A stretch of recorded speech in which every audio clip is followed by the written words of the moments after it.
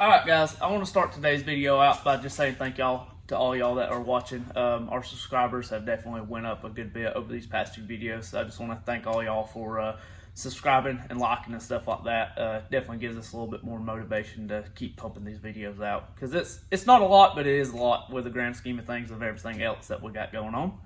But we are here on a Sunday because we got this truck wrapped up and the customer is on his way to pick it up. So we're just gonna give y'all a little run through, show y'all what all we've gotten or what all we did to this thing, and show y'all this thing all the way together. One thing that does suck, can't really see a whole lot because it's just like a black abyss in here with everything back on there. But I got a little time-lapse videos showing us putting all this thing back together. But also too, the total number that we ended up getting out of this thing ended up being right at 80 pounds. I think it was like 78 to 80. The scale was kind of moving around a little bit, but there's a little clip of that Derek will insert here of me over next door actually weighing all the material. A little bit less than what he was wanting, but it was really all that we could take out with what we was working with. But it's kind of the thing about having something that's already built and put together. There's only so much we can do, but let this be a learning. Any of y'all watching, if y'all are building something, it is way easier to take all this material out whenever you're first building one of these cars than trying to do it like this. Because, I mean, if this was a fresh build, we was cutting out the back of the cab, how long do you think it would have took?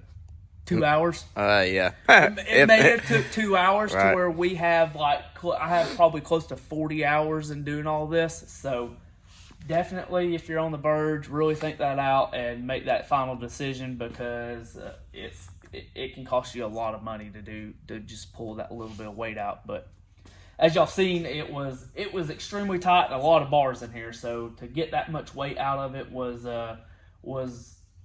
honestly, I was surprised that we was able to get that much out of there. But turned out really good. We'll kind of walk around here to the other side because you can't really see the tin work. Super excited with the way it turned out because you can't even really tell what we've done to it. Like I said, it's just a black abyss in here. But so we did all this out of aluminum to keep it as light as we possibly could. Obviously, because aluminum is going to be lighter than steel. So we got all that done out of aluminum. Had to do it out of a few more sections than what I actually wanted to, but with the amount of bars and everything that are running through the back of the cab, that's the only way I could physically get them in there. So I ended up making a custom little C channel that runs in the center right here that attaches to the floor structure here and then runs up and attaches to the back of the cab, and it's bent at a 90, but it's the actual C channel, so it has some strength to it. That is going to be what all of our tin attaches to here in the center and on the bottom to give this strength and keep it from vibrating and stuff like that. But we got all that in. As you can see, it's pretty damn sturdy. So got all that in there.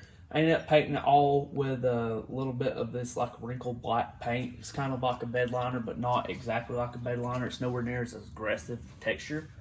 But this does have a nice little texture to it, and the reason I like doing that is because, for one, it don't scratch as bad, and two, whenever we're riveting panels in and stuff like that, it kind of hides the rivets and the seams and stuff like that.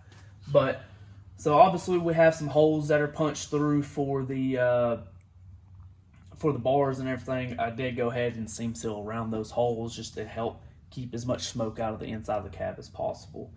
A few other little small things that we had to do is the fire suppression bottles, the little mounts that they have, these cups down here, were originally welded to the lower just cab structure.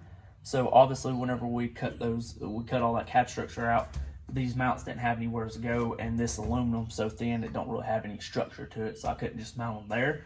So I took and reused the cups they had, made a crossbar that they are welded together on, and then it has this upright bar that is welded to the main part of the chassis, and then it still was able to utilize these two upper mounts that he has, but they're in the exact same location, so we didn't have to mess anything with the lines or anything like that. But they're in there, they ain't going anywhere. Other than that, really the only other thing that we had to do, I had to punch a hole down here for his pass-through harness for the wiring harness that runs to the back side of the chassis, but got that all in there. And then, like I said, we got some time-lapse videos that y'all see of me just putting all this junk back in here.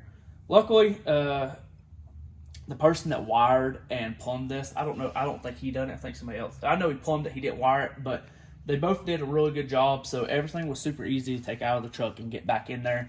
Just had a lot of holes that we had to drill out where rivets were. Re-rivet all of these lines, get all these lines back in, and then get everything zip tied back up to where it needed to go. And then underneath the back here, had to do that with all the sensors and brake lines and stuff like that. Get all that reattached. One other small thing that I did have to do, Derek can kind of look up underneath here, is whenever I cut out the cab mounts and stuff right here, the wheelie sensor on this side and then the track tent sensor on the other side was mounted to those. So I just had to make some nice little brackets to attach to the frame that they remounted these. And there was only one certain little spot that they would go because the wiring harness and stuff was already made for them. So got those back into where they needed to go. But I think that's, oh yeah, another thing. We was, put the new charger on. We didn't have to, so we just had the center section of the charger with the front side because the exhaust side was all the same. So we left the exhaust housing on. That's how this turbo is mounted to the manifold.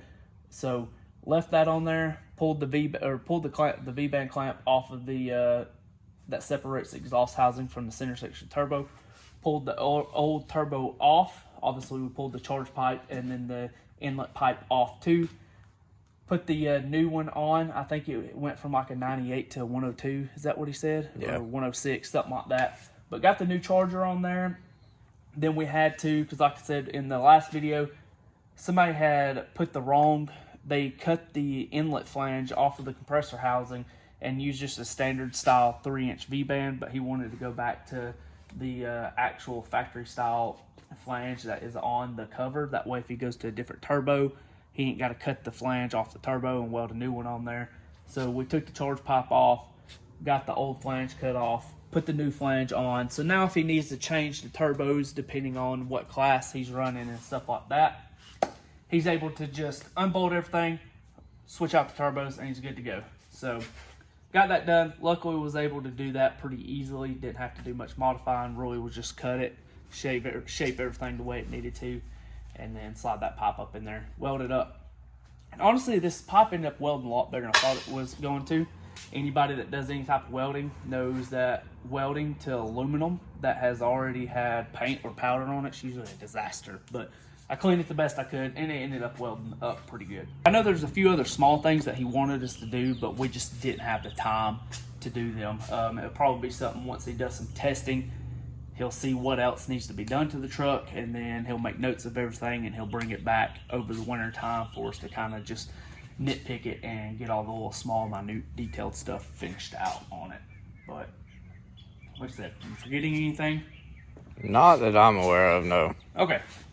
But like I said, he's on his way right now. We'll probably cut this clip right here, and then whenever he gets here, we'll get the front end doors put on it, get it on the ground, and kind of do a little walk around of this thing on the ground because it's super sweet. So, but we'll catch you on the next clip. A newer company, or have they been doing that for a while? So they're in Australia. Are they? Yes. That's what I was thinking. So I found them at PRI last year. Mm-hmm. Do what? Let's go back. Okay. Key should be in the truck.